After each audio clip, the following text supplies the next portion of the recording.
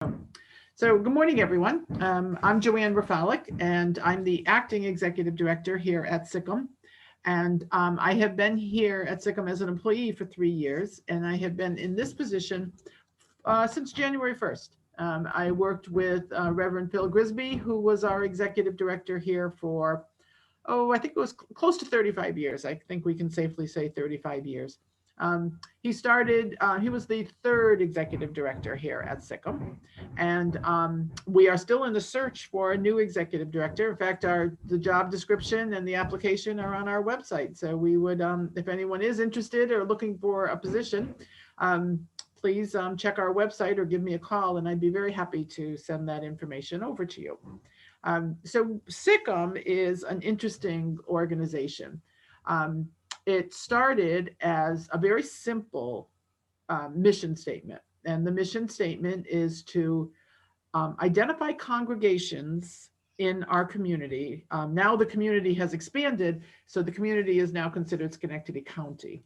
And so it is to identify these congregations and use their resources to meet the needs of our community.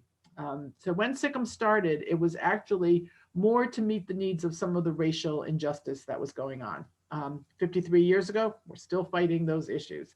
And so SICM was kind of that mediator who worked with church groups, they worked with social groups, and they worked with schools to get people in the community to talk about what was happening. And so from there, they worked with the police on police reform. They worked with the schools on educating people. They worked to educate parents, actually, to work with their children, and did a lot of community work in that area. And then SICM grew from there, and it actually started to identify other needs, like people needed a place to go to fill out a resume. People needed appliances for their homes. People needed help in getting food stamps. So how was that going to happen? Because many people were very intimidated by going to some of the larger agencies.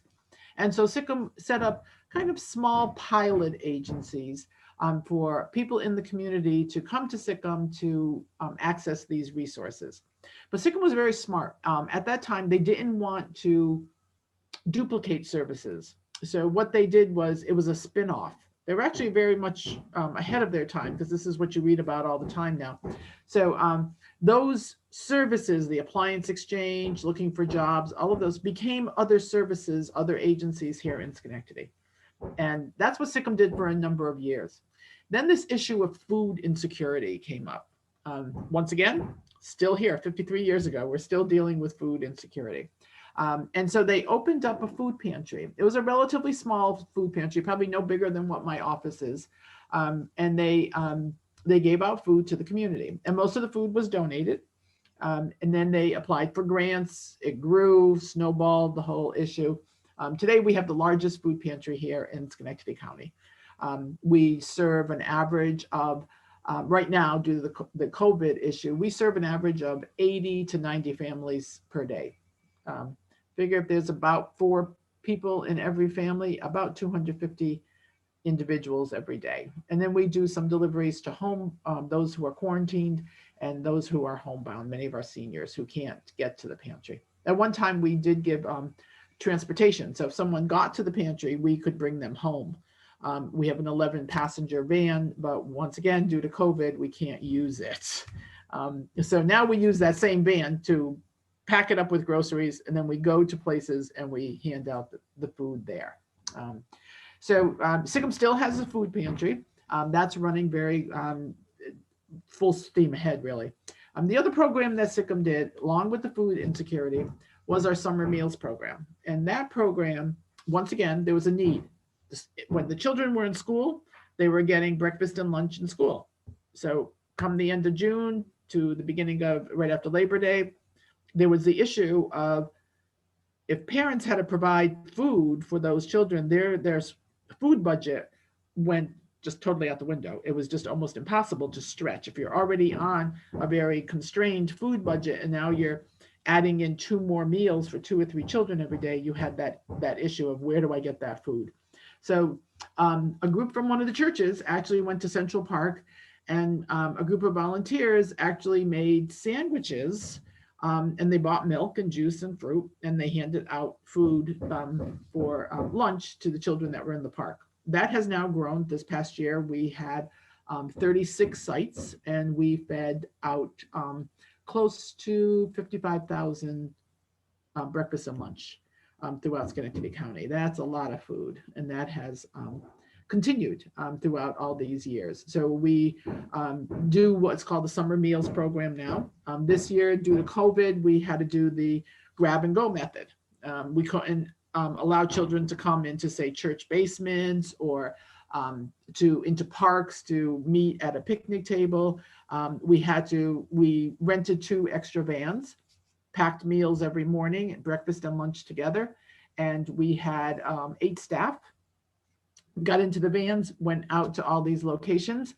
And from probably about 10:30 in the morning to about 1:30 in the afternoon, they handed out plastic bags filled with 2 containers of milk, 2 containers of juice, 2 or 3 pieces of fresh fruit, and a sandwich of some sort, and a container of cereal, and some chips, because who doesn't like chips with their sandwich? And so we handed those out to all the children. So the other thing that we did, though, people that came to the pantry, so if I came to the pantry and I identified as having 3 children in my household, they also gave me food, those lunches for my children, besides the food that you got at the pantry. And then on Fridays, because children don't stop eating over the weekend, we would give out 3 times the amount of food. So that way families had enough food to at least help them out through the weekend. And so that was a little bit different way of running the program this year, but it was very successful. We'll see what COVID does next summer. I don't think anyone has any clue at this point where we're going to go with that.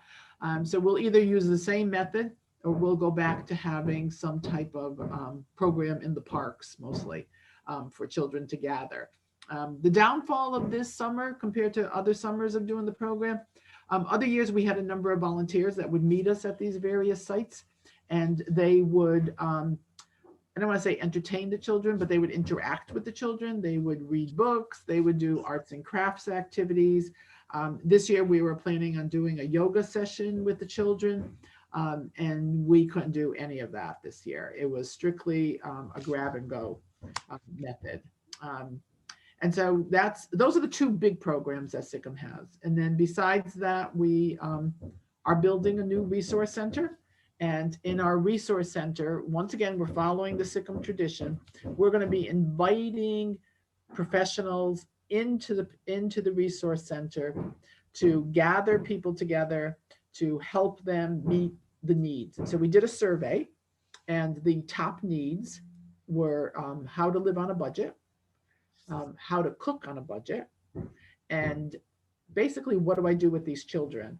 How do I raise these children in the atmosphere that we have right now? There's the influence of social media. There's the racial tensions that are going on. And we have many people who are grandparents raising their children. And how do they cope with raising a child? Here they're thinking, oh, I'm entering into retirement, and bingo, that didn't happen. And they're now raising sometimes 2 or 3 children. And so they need to be up to date on how do I log on to these computers? And now how do I teach these grandchildren? So we're not looking to do classes. We're looking to support people. Through my many, many years of working in programs, I definitely have found it the best thing that you need to do is to be a listener. You need to listen to what people are saying, because as soon as you go in and say to this mom or grandma, oh, what you're doing is totally wrong, do this, do A, B, and C, you have turned off that person totally. And so what we want to do is to bring people together so that they can share ideas, so that they can learn from each other. We have people know what is right and wrong. Sometimes they need that push a little bit to say, you're doing the right thing for that child. It's okay. The child doesn't have to. You're not there to be your child's friend. You're there to be your child's parent. And you need to stick by what you believe is going to be the best thing for your child. I'll be the first one to admit sometimes you need to step in. And that's why we always have a professional in the room who can say, that tradition or that statement that you just made, I got some questions for you. And in the back of your mind, you're probably saying, no, you can't do that. But you don't want to say that. You want to respect that person and let, sometimes even almost let the other people in the room say, no, probably not a good idea. Let's rethink that. So there are ways of assisting parents without doing the blame game and also without teaching them. So indirectly you're teaching, but you're letting parents learn from each other. And the same thing goes for cooking. The same thing goes for budgeting. Many people just did not have those skills. We grew up in an era where fast foods became the norm, and now we're all stuck home. And not unless you're doing takeout every night, you better learn how to cook. And we give out a basket, a box or a bag of food at the pantry. And sometimes, more times than what I'd like to see, we have people saying, oh, this is great, but I don't even know what this stuff is. And so SICM sponsors 3 gardens in the community, one at Vale Cemetery, one at Hewlett Street, which is actually right around the corner from our pantry, and the other one up by Central Park on Fair Avenue. And so we have 3 master gardeners who are now termed farmers. And our head farmer, our lead farmer, our head farmer, I'm not sure what we would call her, but the one who oversees the program is going to be working in our teaching kitchen. She'll be working there as soon as they finish making it. But she'll be helping families to, what do I do with this squash? This past weekend, we gave out acorn squash. They look really cute. A lot of people said, okay, now what do I do with it? And so Melissa will be teaching how do you cook this food? What do you do with it? And how do you make it tasty? There's nothing like having a whole basket full of all these fresh fruits and vegetables that look absolutely beautiful. And if you don't know how to cook them, they're going to rot. That's kind of the bottom line. And the other thing is, how do you stretch that so that it will fit your budget? I remember growing up, and my mother would always had huge pots and pans that she would cook dinner. And I came from a family of 7, so obviously you needed a lot of food, but there was always tons of food. But she always cooked double what she needed. And she would say, you freeze half. So on that rainy day, or when it's really late, or you end up with company, you can always pull something out of the freezer and you always have dinner, or you always have lunch, whichever the case might be. Now, maybe a lot of people don't get that kind of advice. I happen to have grown up in a household with 3 generations. That's not, you don't always hear that, nowadays. So that whole idea of sharing ideas on how to cook or even how to budget, if you didn't get that and you didn't get it in school, then people that are here are looking for that kind of support. The other thing that we identified in the survey is that this area of Schenectady, within the last probably 20 years, we had a lot of families moving into the area. We had a lot of families from the New York City area. And now we're seeing it again, of families that are moving here because it's a smaller community and they want to get out of the high rises because of the COVID virus. And they're looking for a quieter lifestyle, but they're also looking for a safer lifestyle. But unfortunately, when they do move here, they don't have the support systems with them. They come by themselves. Many people come here because they've finished a drug or rehab program.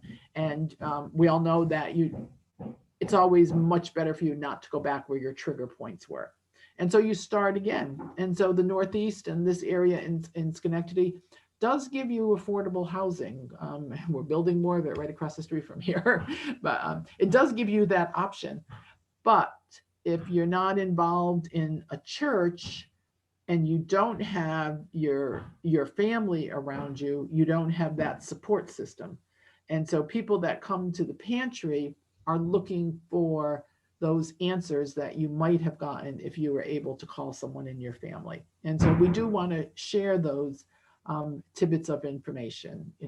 What do you do with a crying baby? What do you do with a 2-year-old that's having a temper tantrum? And when you say to people, just walk away, they go, oh, I don't know if that's a good idea. Yeah, it's a good idea. they'll stop. But if you don't have someone to bounce those things off of, and you're alone in this apartment and you have no money and you have no resources, how scary that is. And so we do hope with our new resource center, and we started it with the pantry before COVID, of bringing people together. And we brought people together in interesting ways. One of our staff started a sit and knit program. And so we know, it's like bringing your children for a ride in the car, when they're learning to drive, because if they're learning to drive, they're going to start talking, and they're going to want to be in that car because they want to learn how to drive. So you kind of have them there, and then you can get those conversations started. And so we did find, and it wasn't us that found it, you can read that any place, is that if you get people involved in an activity, they'll start talking, because you tend to get distracted. And so as you were learning to knit, it might seem like, okay, what am I going to do with these? But as you're learning to knit, you're probably going to start talking to the person next to you. And so those conversations will start, and you start sharing ideas. And so that's what SICM wants to do. It wants to bring people here. Excuse me, one minute. They want to bring people here into our resource center to gather people together so that they can get some of the supports that they need, and they can meet other people to form that community, so that their children are going to school together, so the parents will get to know each other. And so when you do need help, or you can give help, then you'll have people around you who you'll know your neighbor. And so many of us do not know our neighbors. And so that's what SICM is looking for. And when Reverend Phil started this capital campaign to build the resource center, he was definitely a person that could look into the future and say, I really think this would work. But it wasn't off of just, I think. So we did the surveys, and we asked people of what they were looking for. And that's how we came up with this resource center, to bring resources here so that people that come here, our guests, can access those types of services. The other thing that SICM does, and has always done, we're very active in the community on the issues that are happening now. We have a Black Lives Matter sign outside. We have a social justice committee. We have representation on the police board. We go to a lot of the meetings for the school district. We work very closely with the school district because many of the parents that they're trying to reach come to our pantry. And so very often the teachers, yesterday I walked out and one of the social workers was outside. She was waiting for the bus to meet one of the parents because she knew that the parent came here. She knew the bus stopped here. This was a safe place. It's a neutral place. People don't feel alarmed. And so she could meet with the parent right here. And it worked. The parent was here, the child was here, the bus was here, perfect. And she was able to, because the mother didn't have a phone. And so she wasn't able to reach the mom in her home. So I'm very proud to have this position here at SICM. It certainly is an interim position. I'm not looking to make it a career. It'll be exciting to have a new executive director who can take what Reverend Phil has built here and expand on that so that we can bring in more programs to really work with the community. And then we also bring in the volunteers. So besides the people, most of our guests probably ring in the 12307, 12303 zip code. But due to the coronavirus now, we're seeing people come to the pantry from all over. And so that is changing. And also we do pull in volunteers from all over and all ages. We work with the community colleges, we work with our seniors groups. We, in a normal, whenever normal, if we ever get back to being normal, our pantry was run by, right now we have 8 paid staff on our payroll for the pantry. But on any given day, we had about 20 to 25 volunteers at the pantry. So we've had to switch around schedules, pull in admin staff to fill in a lot of those positions. We're just starting to get some volunteers back, but our average age of volunteers was around 70 to 75, and that was not a group that we were comfortable inviting them to come and volunteer at the pantry when they were at such risk. So we're reworking a lot of those programs. This past weekend, we had an event and we were able to get 2 of our colleges to, probably the wrong word, but to lend us some of their students for the day. It was great working with them. They had a lot of energy. They were a lot of fun to work with. And so they did help us out.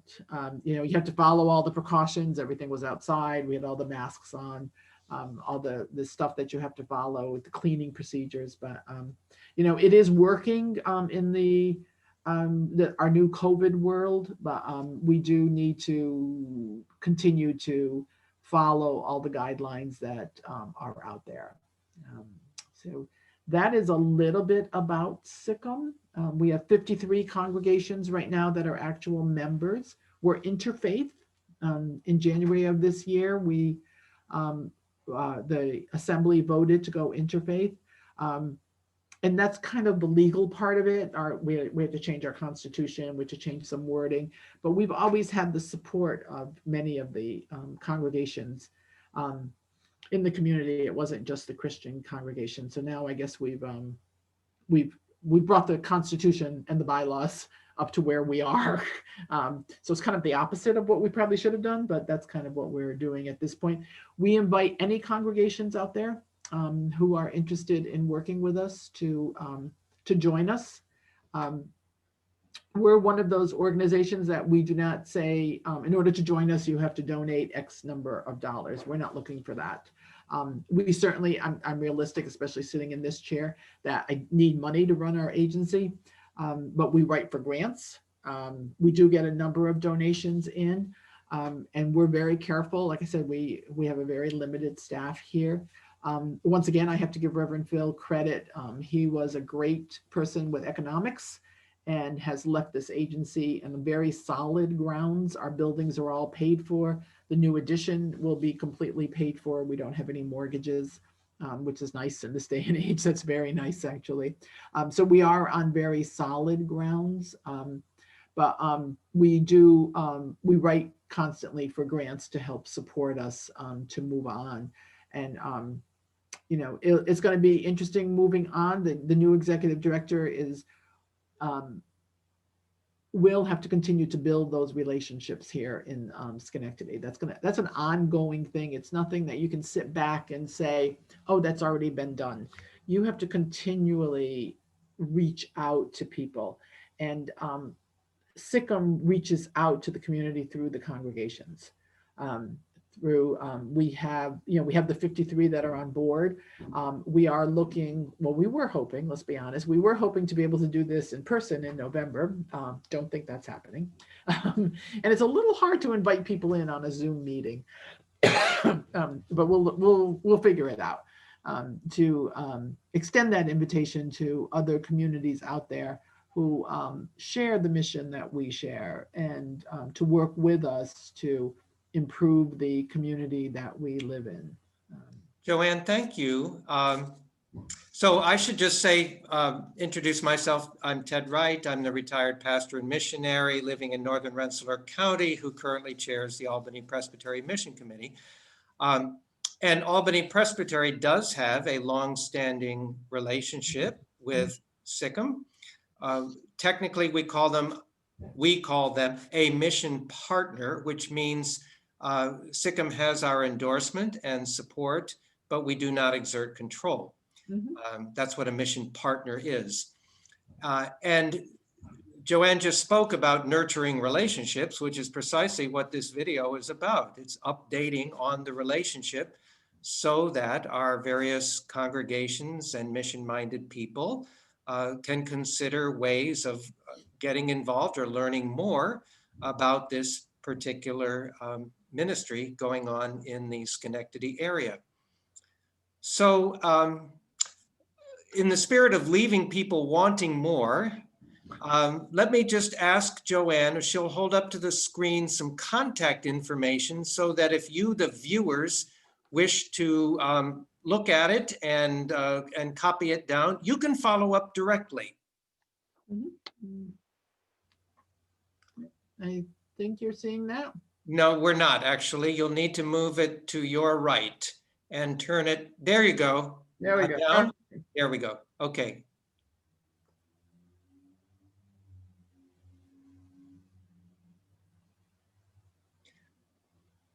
So thank you very much. And if anyone missed that contact information, they could reach out to me through the Albany Presbytery website, and I can furnish it for you. So we want to thank you so much. By the way, if people heard sounds of pounding in the background, that's progress. That's the sound of progress. That is progress. We're building the resource center that I referred to. Between the building that we have, if you're familiar with this area on Albany Street, we're at the admin offices are at 839 Albany Street. The pantry is right next door. There's a parking lot in between us. Behind this building was a warehouse. Well, still is a warehouse. So we're building a building between there. So all three of those buildings will be connected. So it will give us the resource center. It'll give us some additional office space. And then through some very generous donors and corporate sponsors, we're building a teaching kitchen back there. And it'll be big enough to hold those nutrition classes that we're hoping to build. So as long as we continue to get lumber, as many of you know, that is an issue right now. They're putting on the flooring of the second floor or the ceiling of the first floor. So I'm not sure how you want to do that. So that's the pounding that you're hearing. So I guess it's good pounding. Oh, absolutely. It's great. It's great to be able to move forward, and not just forward, but creatively, as SICM is doing, is a great, great credit. Thank you. To God and to the community. So once again, people who want to follow up, we urge you to do so directly. And we thank Joanne and the good folks at SICM for the opportunity to do this interview together. Thank you very much. More than happy to do it with you. Maybe someday we'll do things in person again.